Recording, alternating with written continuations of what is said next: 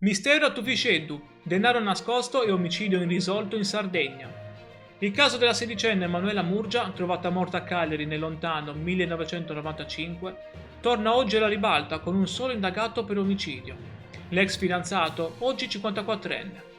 Ma c'è un dettaglio che non torna, una somma di denaro segreta nascosta in un lampadario. Ti racconto i tre enigmi risolti che suggeriscono che Emanuela sia stata vittima di un giro molto più grande e pericoloso di quanto si creda. Io sono Matteo e ti ringrazio per essere qui sull'Isola in Forma.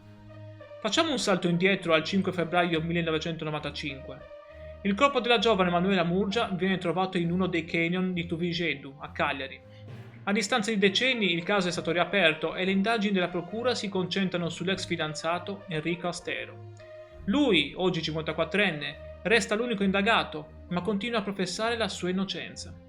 Gli inquirenti non escludono che la ragazza fosse incastrata in una situazione che andava oltre la sfera affettiva.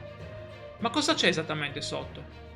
Il mistero di Manuela si basa su tre enigmi che non hanno ancora trovato risposta. Primo, il denaro nascosto.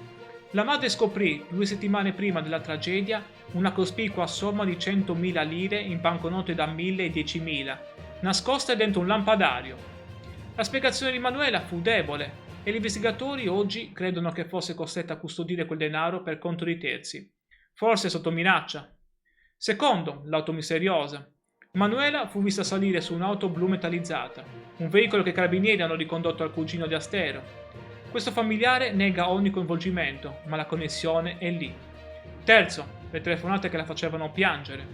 I familiari testimoniavano che negli ultimi tempi Manuela riceveva telefonate che la turbavano profondamente, facendola piangere, con un comportamento sempre più schivo. L'inchiesta ora è concentrata sull'esito della comparazione del DNA, trovato sugli abiti di Manuela con quello di Astero. Un test cruciale per definire la sua posizione. Ma il caso Murgia rimane un puzzle di segreti, soldi nascosti e paura. Cosa si nascondeva dietro quel denaro nel lampadario? E chi, oltre all'indagato, potrebbe essere coinvolto in questa tragica storia che ha segnato la cronaca nera di Cagliari? Iscriviti e continua a seguirmi per discutere insieme dei misteri risolti che affliggono la nostra Sardegna. Metti un pollice in su se il video ti è piaciuto e grazie per la tua attenzione.